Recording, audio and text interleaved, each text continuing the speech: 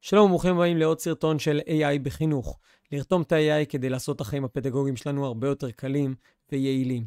היום אנחנו נעסוק ב-Canva AI. כאשר למשל את העיצוב הזה עשיתי ב-Canva AI. בואו נקרא קצת מה הוא כתב לנו פה. אז Canva AI, מהפכה בעולם החינוך, ליצירת פעילויות לימודיות מרתקות, גלות הכוח וכו'. יש פה חיפוש חכם. עיצוב אוטומטי, תוצאות מדהימות, קל ונגיש לכולם, חוסך זמן יקר, התחילו את המסע לעתיד החינוך, נחמד, יפה, מעוצב, מדהים. בקצרה, אני רוצה לומר שבעצם הרעיון של Canva AI, זה לא רק זה שהוא יכול לכתוב לנו, לתת לנו רעיונות ולהציג את זה, זה לא הרעיון. הרעיון הוא, זה לקחת את הכוח של Canva, שהכוח של Canva זה בעצם ליצור גרפיקה בצורה יפה, מדהימה, ויזואלית, ונוחה וקלה, ואת זה לשלב עם AI. כלומר, ליצור קוד ביחד עם עיצוב. כלומר, עד עכשיו תמיד היה אפשר לעשות קוד ב-ChatGPT, בכל דבר שהוא, בכל מודל שהוא, ליצור את התוכן. אבל השאלה זה איך מציגים אותו בצורה מושכת, בצורה יפה, בצורה ברורה ומסודרת. ופה באה Canva. הוא לוקח את המודל שקיים כבר, אין להם מודל, הם משתמשים במודל שקיים בשוק. למעשה מה שמניע את הקוד של Canva זה אנתרופיק, זה קלאוד בעצם, אבל זה פחות מעניין אותנו התוצאה. ואני רוצה להדגים פה כמה אפשרויות איך אנחנו לוקחים את ה-Canva AI ומשתמשים בו. בואו נתחיל בדבר ראשון, יצירת חידון. אחד הדברים החשובים שאני רוצה שנשים לב זה איך אנחנו בונים ומשפרים תוך כדי התנועה את החידון שלנו, על ידי שפה ברורה וקלה בעברית, מה שאנחנו רוצים. אז ככה זה נראה, בואו ניגש לעניין. טוב, למעשה ככה זה נראה במצב אנגלית. למה הייתי במצב אנגלית? בגלל שמצב אנגלית בדרך כלל הוא נותן לנו רגל קדימה, הוא קצת מקדם את העברית. יש לפעמים תכונות שנמצאות באנגלית ולא בעברית. פחות צריך לעניין אותנו, רק שתדעו שזה קיים אם אתם לא מוצאים איזה משהו. אז אני עכשיו מחליף לעברית, אני הולך להגדרות ומחליף לעברית. טוב, זו הזדמנות לראות איך מחליפים. הולכים פה לכפתור הזה, ואז לסטינגס, ואז אנחנו בוחרים את השפה ונעביר לעברית. אז אוקיי, זה למעשה מסך הבית שלנו, העיצובים שלכם, כאן זה נמצא, זה כל העיצובים שלכם שקיימים, פה למטה זה העיצובים האחרונים שלכם וכל מה שיש לכם. אנחנו עוברים ל-Canva AI, עוברים לפה, ועכשיו ב-Canva AI אנחנו יכולים לעשות כל מיני דברים. אז אוקיי, סתם שנראה, הוא נותן לנו כל מיני רעיונות למטה, ליצור תמונה, ליצור משחק אתה מטילים, שיר אצילים, משחק רטיוס, מלא אופציות, יש ים דברים שאפשר לעשות. אני רוצה לתת כמה דוגמאות שנעשה אותם. אנחנו נעשה חידון ונראה מה אנחנו יכולים לעשות עם החידון הזה. אז למעשה פה אנחנו כותבים את הפרומפט, את התיאור שלנו, מה שאנחנו רוצים, מה שאנחנו מבקשים מאיתו, ואז אנחנו יכולים או ליצור תמונה, או ליצור טיוטה של מסמך דוק, מסמך של וורד, או ליצור את הקוד. אנחנו מתמקדים בצרו קוד, זה מה שאני רוצה שנעשה כרגע.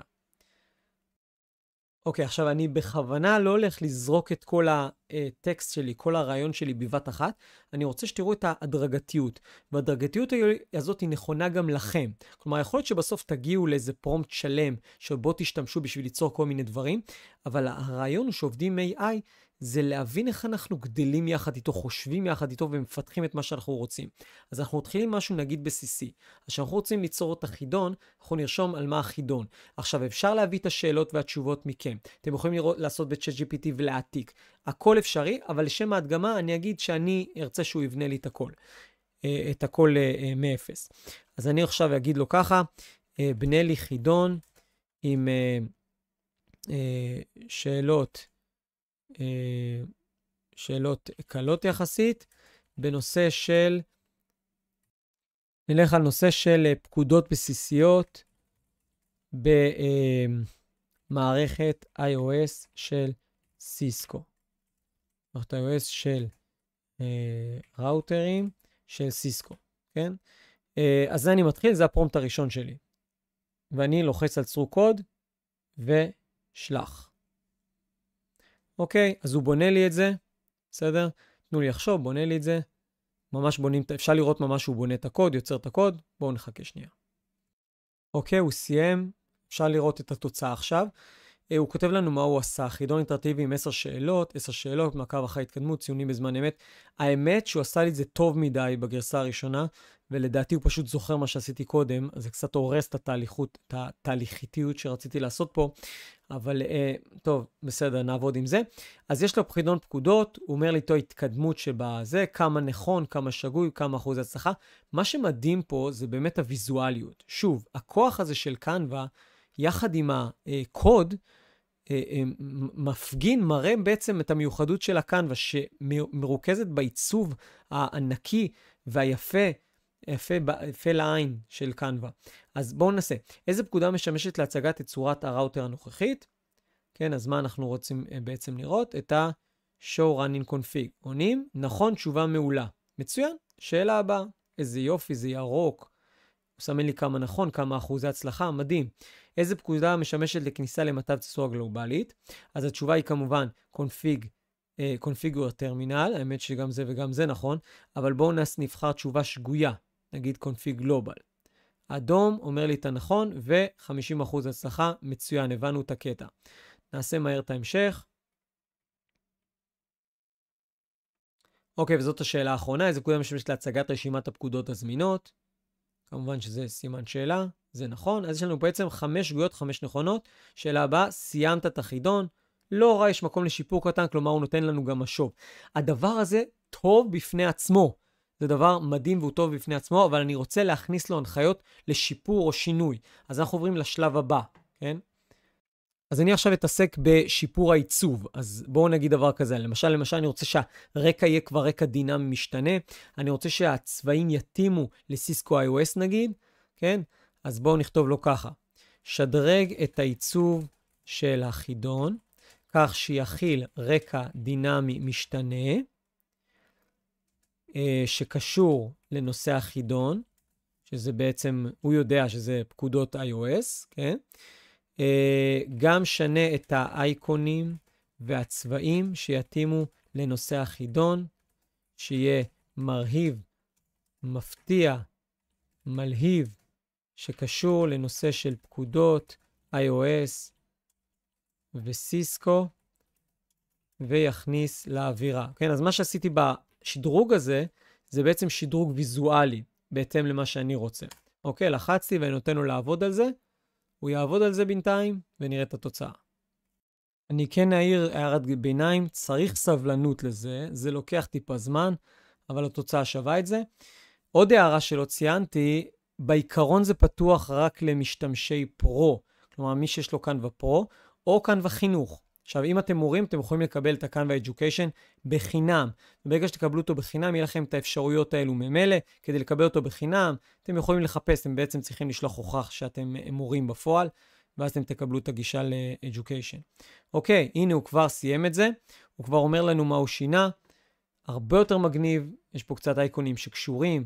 רקע דינמי, העיגולים האלה זזים, יש לנו פה קו משתנה. יש פה קצת Router Enable Configure Terminal, הרבה יותר מכניס לאווירה.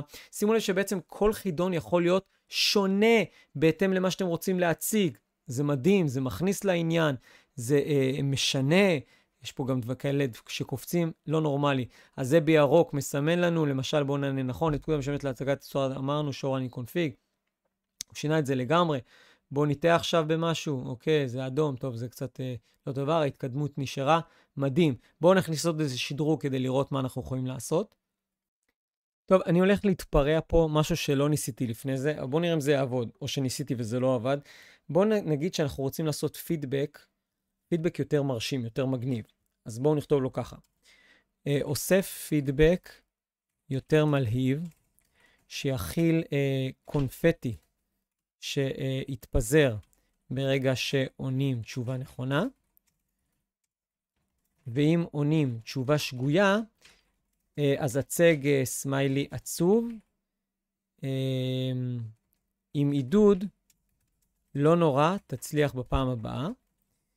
כמו כן, תוסיף אפקטי קול של הצלחה ומחיאות כפיים על תשובה נכונה, וקול של אי הצלחה ועצב בעת תשובה לא נכונה. אז אנחנו פה מוסיפים אפקטים קוליים וגם אפקטים בנראות. בואו נראה, משדרים גרסה שלישית. אוקיי, וקיבלנו את העדכון. אז הוא אומר לנו מה הוא עשה, לכאורה הוא עשה מה שביקשנו ממנו. אז איזה פקודה משמשת לכניסה למצב צורה? בואו נעשה תשובה נכונה, קונפיגור טרמינל. יש תשובה של הצלחה, נכון מאוד, תשובה מעולה. קיבלנו גם מחיאות כפיים. הוא לא הכניס מחיאות כפיים אמנם, אבל הוא עשה אפקט קול. זה אומר שאנחנו יכולים לשנות את זה, שגם מביא מחיאות כפיים. משום מה הוא לא עשה מחיאות כפיים, אבל הוא כן מכניס קול, אפשר לראות את זה. שאלה הבאה, בואו נהיה תשובה שגויה עכשיו. שמירת התצוגה, בואו נגיד save running campaign. הופה, תשובה שגויה, לא נכון. לא נכון, הפעם התשובה נכונה, מדהים, אל תוותר, אתה יכול לעשות את זה. אפשר להגיד לו גם פידבק משתנה, כל מיני דברים שאנחנו רוצים. אבל זה מדהים בפני עצמו איך שזה במצב הזה. בואו ניתן עוד שדרוג. אנחנו הולכים להכניס רמות לחידון הזה. הכנס לחידון, צור לחידון, 3 רמות, רמה קלה, רמה בינונית ורמה קשה. הכנס עוד 10 שאלות, כך שיהיו בסך הכל 20 שאלות, וחלק אותן לפי רמות קושי. בהתחלה יהיה ניתן לבחור איזה רמת קושי מבצעים. אוקיי? עכשיו אפשר לעשות את זה יותר מורכב מזה. רמת הקושי תתאים גם לעיצוב. כלומר, רמה קלה תציג גם עיצוב פשוט וילדותי יותר, והרמה הקשה תכיל עיצוב יותר בוגר ומתאים לרמת קושי גבוהה. כן, למרות שאין בזה קשר, אבל סתם בשביל להראות את האפשרויות. אז אנחנו מוצאים בעצם רמות שונות. אוקיי? אז זה השדרוג הרביעי, גרסה רביעית. בואו נראה מה הוא ייתן לנו. אוקיי, אז הוא אמר לנו מה הוא עשה פה, והוא חילק לקל, בינוני וקשה. נתחיל בקל. אוקיי, יש את העיצוב הזה. שורני קונפיג, מצוין, זה בעצם מה שעשינו מקודם. בואו ניתן בשאלה אחת. מצוין אותו דבר. אנחנו נריץ את זה שוב. יש לנו פה את כפתור האיפוס, אוקיי, בינוני. זה טעות, האמת שנראה לי שהוא לא שינה בין העיצובים השונים. האם זה יותר קשה? יכול להיות שהשאלות הן יותר קשות, אני לא יודע, יכול להיות. נאמין לא, קשה. אוקיי, פה הוא שינה, זה כאילו אדום, זה יותר קשה, בסדר. אפשר להגיד לו יותר ספציפי מה אנחנו רוצים בדיוק. אבל זה, איזה פקודה משמשת להצגת רשימת Access, זה נחשב יותר קשה כי זה Access Control List. זה עדיין show, כן? show IP Access List, show Access List, אוקיי, זה נכון. איזה פקודה משמשת להצגת IP, אוקיי, זה באמת שאלות יותר קשות, כן?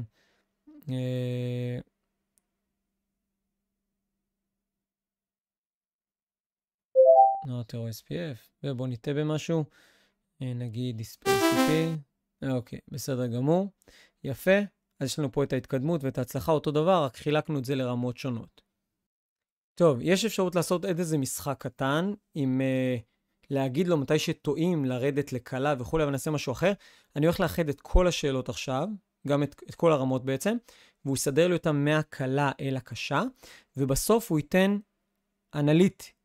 אנליטיקס, כלומר ניתוח של מה נהנה נכון על פי גרף וכו'. בזה בעצם נסכום את הדבר הזה, רק שאחרי זה נעשה גם משהו נוסף נחמד. אז נגיד לו דבר כזה, אחד את כל השאלות תחת חידון אחד, וסדר את השאלות מהקלה לקשה ביותר. בסוף תיתן ניתוח מעמיק על התשובות, כמה נהנו נכון, כמה לא, איזה נושאים התלמיד שולט, ובאיזה נושאים התלמיד צריך לחדד ולחזור.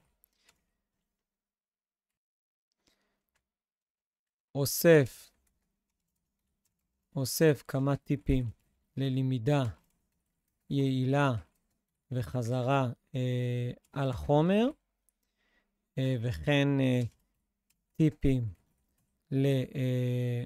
לבחירת תשובה נכונה במבחנים, וסיים בברכת הצלחה ובתמונה נחמדה, או במים או בגיף. אוקיי, נשלח אותו. טוב, יצא לנו את זה, אני פשוט אענה משהו ונראה מה זה נותן לנו בסוף. אוקיי, אז זו התוצאה בעצם אחרי שענינו על השאלות האלו, כמה נכון, כמה שגוי, כמה הצלחה, ויש פה בעצם ראוטר שואו קוויז ריזולטס, בדיחה נחמדה. כדאי לחזור על החומר ולעשות שוב, זה הטיפ שלו. כמה ענה בסיסי, כמה ענה בינוני, כמה מתקדם. ויש פה פירוט לפי נושאים, זה מוגזם מאוד, הוא בעצם חילק כל שאלה לנושא. צריך לדייק בהוראות שלו שהוא לא יעשה את הדבר הזה, שהוא יחלק את זה לפחות נושאים, כי אי אפשר לעבוד עם זה כמובן. ויש פה עוד המלצות, איזה נושאים שולטים, מה צריך להתחזק, כן, 0% ענה פה, והמלצה כללית, וכל מיני טכניקות, טיפים, ברכה והצלחה, אתה על הדרך הנכונה. אין פה את הגיף אמנם, אבל בסדר, זה לא רע בכלל. אז הנה, בעצם זה בנייה מלאה של כל מיני דברים שמשפרים תוך כדי. כמובן שבסופו של דבר אפשר לבנות את הפרומפט שלכם, ואני גם מביא לכם בפרומפט לדוגמה. אתם יכולים לעבוד עם אותו פרומפט וליצור ככה את מה שאתם רוצים, ואחרי זה לבנות את זה בצורה כזאת. רק מה אנחנו עושים עם זה בעצם, אחרי שקיבלנו את זה? אז אחרי שקיבלנו את זה, הולכים לשימוש בתוך עיצוב, ואז בשימוש בתוך עיצוב אנחנו בוחרים מה אנחנו רוצים. מצגת, מסמך, לוח ציור או אתר אינטרנט. אוקיי? אתם יכולים לבחור מה שאתם רוצים ביניהם. נלך נגיד על אתר אינטרנט לדוגמה. מה שהוא עושה למעשה זה מכניס את זה לתוך דף. אוקיי? עכשיו בדף הזה אנחנו יכולים פשוט לשתף אותו כמו דף אינטרנט. אז הולכים לפרסם אתר אינטרנט. יש לנו פה את הכתובת. אוקיי? אפשר להעתיק אותה. אפשר לערוך אותה קודם כל. יש לנו את שלנו ויש לנו את הכתובת אחר כך, כן? אפשר להחליף. קבלת דומיין חדש. אוקיי. זה רק בתשלום. אוקיי, לא משנה. פרסם, ואפשר לפרסם את זה. שימו לב שיש לכם גם הגדרות, יש פה עוד כמה הגדרות שאפשר לשנות. יש פה תיאור של האתר. האם אפשר במנועי חיפוש לחפש אתכם? הגנה על הסיסמה, תפריט ניווט ועוד דברים, אבל בואו נעשה פשוט פרסום כרגע.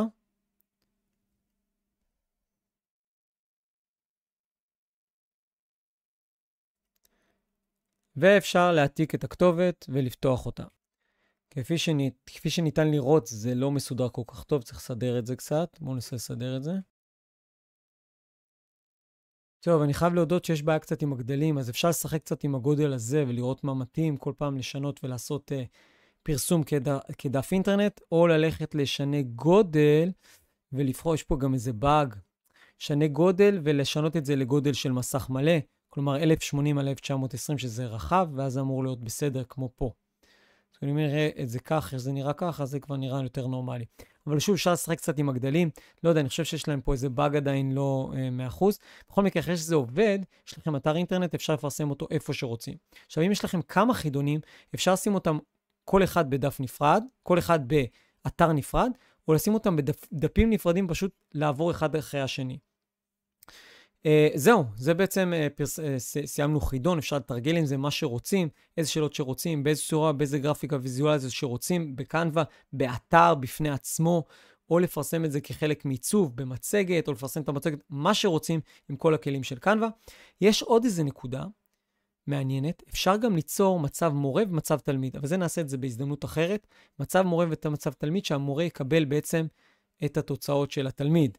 זה קצת יותר מורכב לביצוע, אבל בינתיים בנינו את החידון המדהים הזה, הדינמי הזה, ונתראה בעוד דרכים מעניינות לשלב את ה-AI בחינוך. להתראות.